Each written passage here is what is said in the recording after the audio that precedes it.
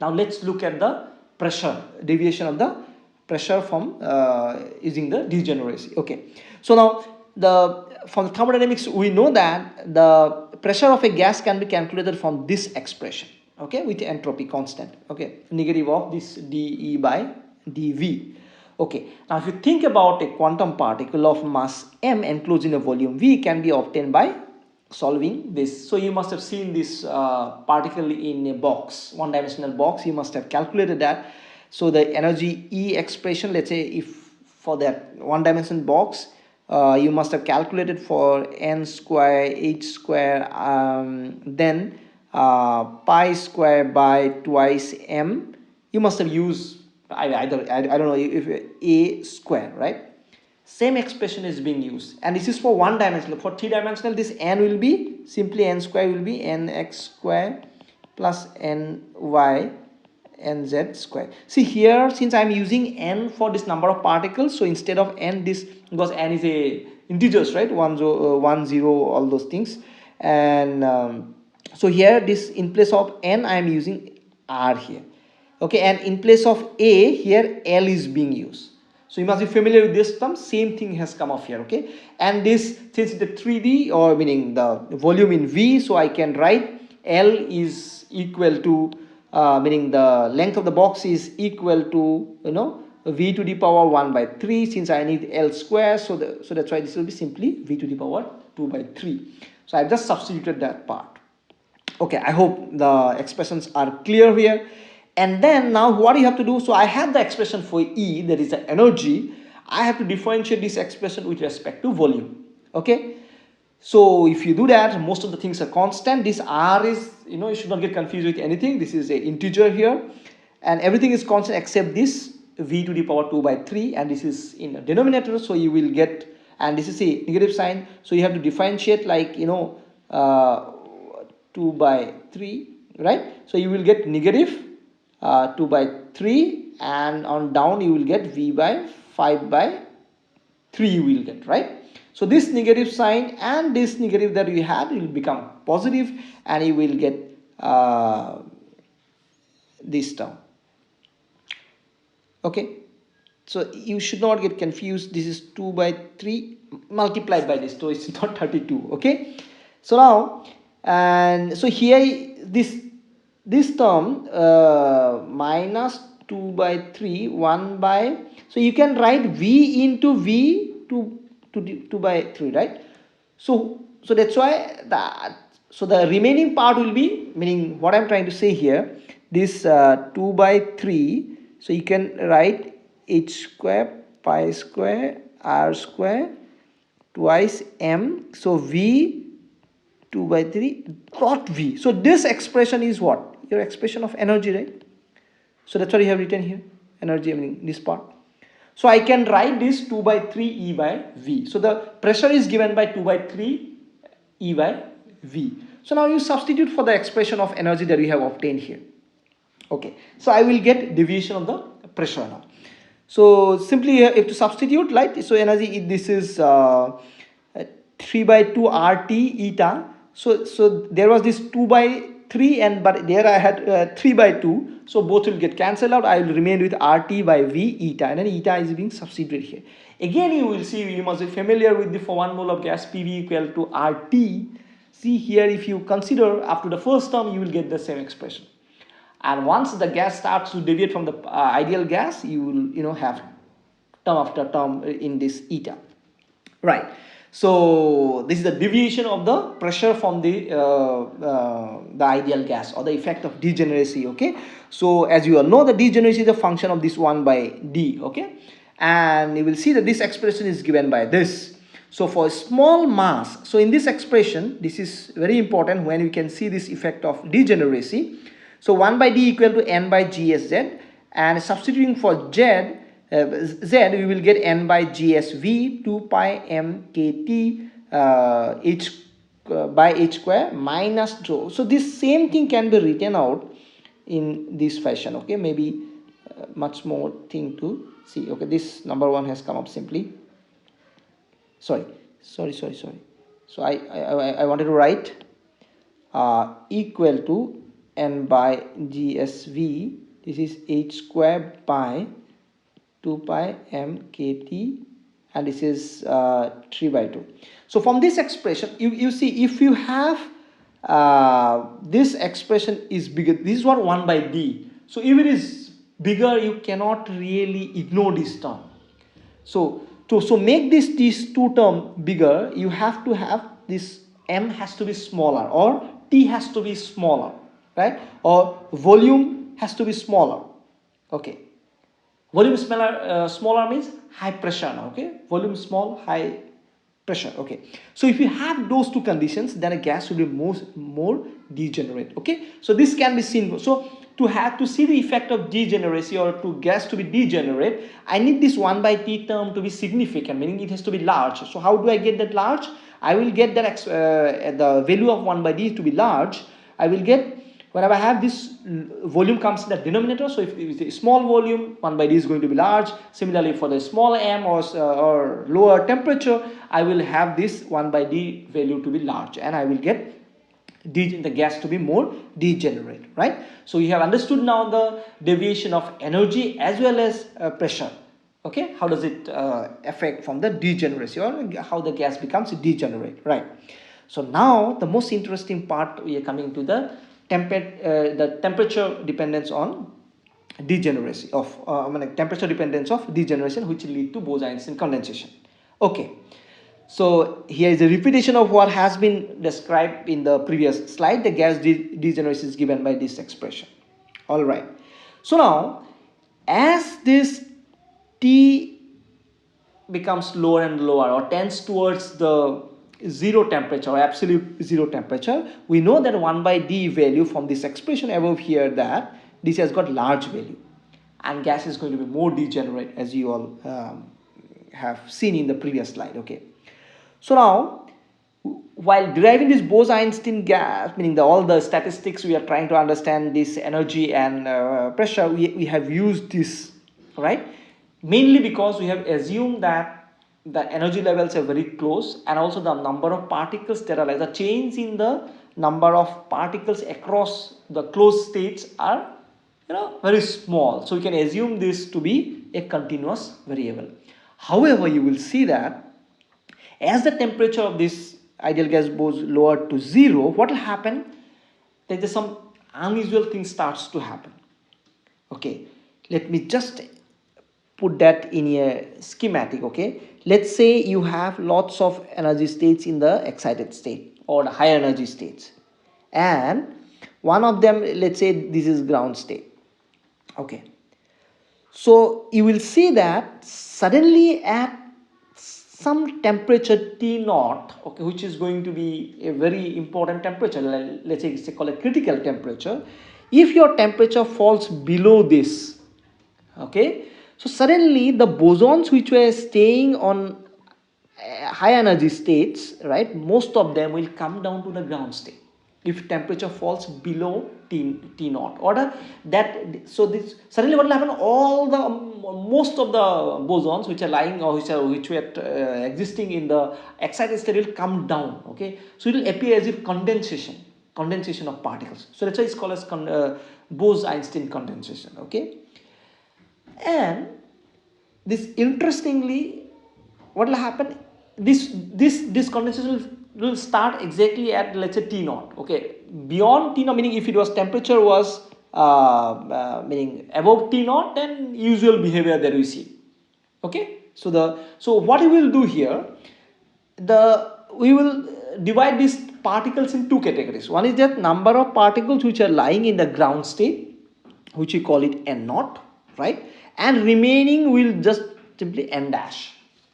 Okay, in normal scenario, what will happen, this number of particles, so this number of particles in all excited state, okay, I'm not, so apart from the ground state, all of them are in n dash. Okay, the maximum number of states there you will see, so that's number going to be, in the usual case, is going to be really large compared to this n naught, and which is mostly will be equal to the total number of particles. Let's say total number of particles is n, which we have been using. Okay, so n is equal to n naught plus n dash. Okay, so now what will happen is, suddenly now as the temperature is lowered, let's say as we are going towards 0, okay, so this Einstein condensation will happen. So now this use of this integration formula or technique is not going to be that correct. Why? Because this while using this, we have assumed that the variation or change in the Ni across like the states, the various energy state is very small. But now you will see that as the temperature is lowered, since most of the particles in the ground state, so change will be like huge, isn't it? So because the excited state, so number of particles in the excited state will decrease, suddenly it is going to shoot up like anything in the ground state. So the change in the number of particles across this ground state and any other excited state is going to be extremely large, and you cannot use this. Okay. Moreover, the number of states, the energy states lying in the energy range was given by this density of state expression, right? G of E is given by this. Now, if you think the ground state energy is 0, so then see this expression G of E is going to give you 0, but which is not correct, because there are at least one state, right, which is present in the ground state, where all the particles will come down as the temperature is lowered below this T0. Okay, so that means some things we have to change here, what we have been using till now. So what we will do now, for the ground state we will take it separately, and then all the higher energy states or the excited states, if you would like to talk about, then we will take it separately, like N0 and N dash. Okay, so for ground state we write this, because this is Ni is equal to Gi by e to the power alpha, then e to the power beta E was there, right, and then minus 1, so Ei. So since ground state Ei is 0, so this is going to be 1, right, and then this is for the ground state, there is only one state, so Gi is going to be 1, and this, so I will remain with this N0 will be equal to 1 by e to the power alpha minus, so this is what given here. So how I will write in the expression that total number of particles given by N0 is my number of particles in the ground state and all other particles lying in the other higher states, right? So then substitute for Dn this, and then expression for the Ge using this here, so I will get this, okay, this expression. Then what I have to do, as we have been doing for the finding out this expression, right, substitute for x equal to, so you have to use now the whatever the mathematics that we have used up in few minutes ago, so you have to use here. So from this expression we will get this, whereby substituting here this x equal to E by kt, then z equal to this. So substituting all these things, right, you can go back to that particular part and again watch again how it has come, so you will get this. So now on one important thing which I will do it here now, so I will write this integration along with this 2 by root pi as another function. This is f of 3 by 2 of alpha, f3 by 2 of alpha. Okay, why alpha? Because the d contains, so then the d is equal to e to the power alpha. Okay, so it's a function of that. Okay, so here this expression is given here. All right, what we have done, so we have seen that there is going to be a particular temperature below which, if you lower the temperature, most of the particles which were lying in the excited state will come down suddenly to the ground state. Okay, most of them will come down. I mean, you will see that almost the N0 is going to be equal to the N. I mean, 80, 90%, 95% of the particles will come down. Some of them will still be there. Okay, so all right. And see, we are dealing about statistics, so even if you have a change of a little bit, I mean, statistics, that is going to happen, right? Meaning if you are going to have a change 1 in 1 lakh, that is really insignificant. So that's what we are trying to do. Okay, so now yes, so we are familiar with the results of this integration. So substituting here, okay, so now, and then let's calculate the value of this function f3 by 2 for alpha equal to 0, d or the e to the power alpha will be equal to 1, For that we get a constant value 2.612. Okay, so as you can see here, this the maximum value of this function is going to be, if d is 1, that's going to give you maximum value of this function, right? Okay, so for this case the alpha cannot be negative, so d cannot be. Okay, so this is another part of the story which we'll probably talk in the next video also.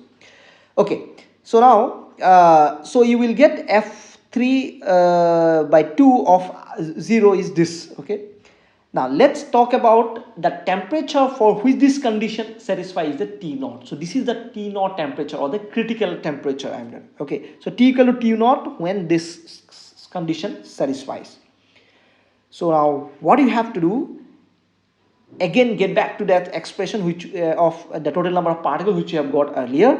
So in this, substitute for all the expressions. So in the z there is a t, right? So we have somewhere we had this z, right?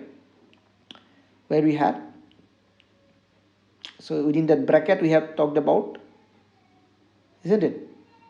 Yes, so this is expression of z, so this t is there, so that's we are going to represent t naught. Okay, so right, so what you will do now, so z is substitute, so there the t at a will be equal to t naught, and then d substitute for d is 1 here. Okay, so I will get this, so this is the function for what, this f3 by 2 of 0, then I will get a value of gs here, n by this. Okay, so what we are trying to understand, we are trying to, whatever I say that, the trying to build up that Bose-Einstein condensation mathematically. Okay, so what I said, that if the temperature is lowered below T naught, all the particles must, or most of the particle must come down to the ground state. All right, so now substituting for, so this n we had, right? So take this expression n equal to n naught plus this gsz f3 by 2 of alpha. So you get there, then what do you do? This substitute for gs. So gs we have calculated in the previous one, substitute back here. Okay, now what do you do? Then again write down the expression for z. Okay, so if you do that, many things will cancel out. Okay, and I will remain with only this expression, n total number of particle, n is equal to n naught plus n into t by t naught whole to the power 3 by 2, and this ratio of these two functions. Okay, meaning this same function, at one will be at alpha and one will be at 0.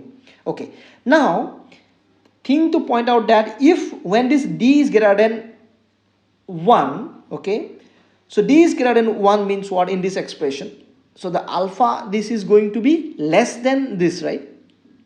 Isn't it? If d is going to 1, so if d was equal to 1 means what? Alpha equal to 0. So the maximum value of this function will have only this.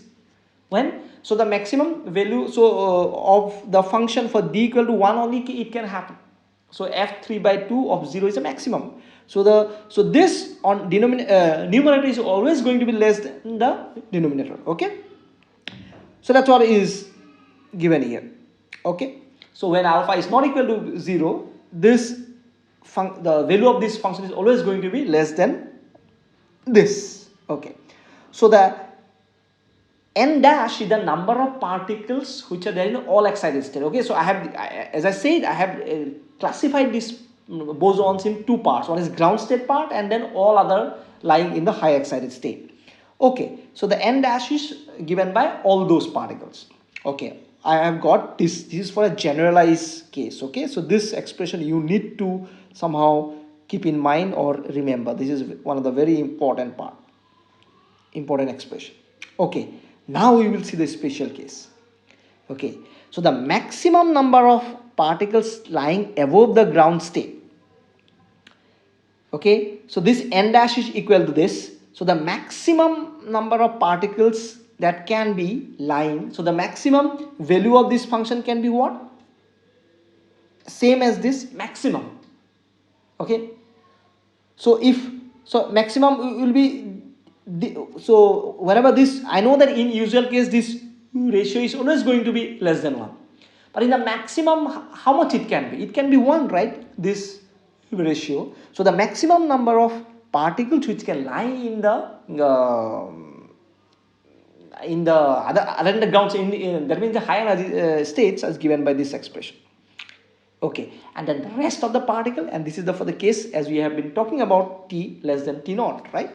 Or okay, so the rest of the particles is be n naught is the rest of the particles which is given by n minus n is the total number of particles minus n dash. N dash is what? All particles lying in the higher excited state or the excited state other than the ground state, given by this particular expression. Now see, as I said that this is again you need to understand, okay? So I had lots of particles in the excited state and I had this, let's say this is the ground state. Okay, so as soon as T becomes equal to T naught, just about the Bose-Einstein condensation is about to just happen. Just about to happen. In that case, what will happen? The maximum number of particles which are lying in the high energy state will be more, right, compared to the ground state. Just about to happen. Okay. So that means compared to the all these high energy states, okay, number of particles here will be negligible, or you can assume it to be 0. Okay, meaning in the ground state it is going to be nearly 0. Just add T equal to T naught. That's what you will get by this expression. So if you put substitute for T naught, it will be equal to 0. But as soon as T becomes less than T naught, you will see that most of the particles, maximum of the particles, okay, will come down to the ground state. Just for calculating the mathematics, let's say that T equal to, let's say 5 Kelvin. Okay, and let's say T naught is 10 Kelvin, let's say. If you carry out the maths, you will see that N naught will be nearly or more than 70. Let's say I have done this calculation very roughly, okay? So that's why more than 70% of N naught total particle will come down to the ground state. Okay, so this expression, so you please carry out the maths, okay? So you will see that more than 70% of the total particles which are lying, I mean the total particle of the system will come down to the ground state. So this expression says that most of the particles which are lying in the high energy state other than the ground state must condense into the ground state, and which is called as Bose-Einstein condensation. Okay, I hope you have got the idea what I am trying to put forward across this mathematics. Okay, I know it is pretty much involved a little bit mathematics, but then once you write it down clearly it will be, I think, easier to handle it. Okay, now let's see the fact, meaning what happens if your temperature is greater than T naught. Okay, as we have seen that in that case you can carry out the maths and the logic around. We have seen that most of the particles will be lying, I mean see, while this most of the particle I am talking about and particles present in all energy states other than the ground state. So that number is going to be really huge compared to the ground state. Okay, so that's why for all practical purposes, or you can assume that N naught to be 0. If that's the case, we will have in the expression of N dash or N naught, because here plus N naught was there, so the N naught is practically equal to 0.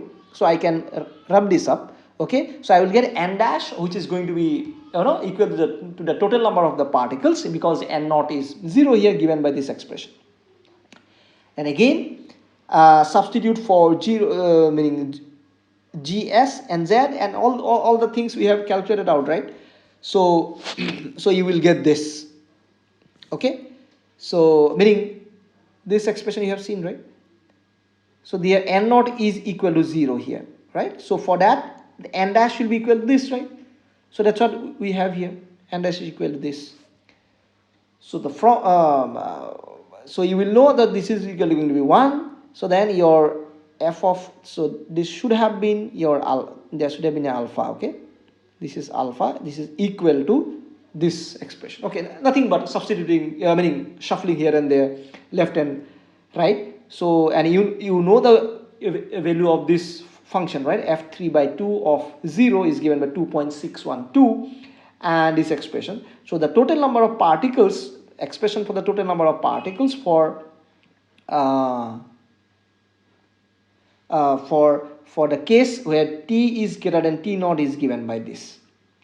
Okay, so this you will see, this expression will be using later on as well while trying to talk about some of the thermodynamic functions or regarding this Bose-Einstein gas. But I hope you have got the clear, at least a good idea about what Bose-Einstein condensation is, right? So right, so we have got this expression.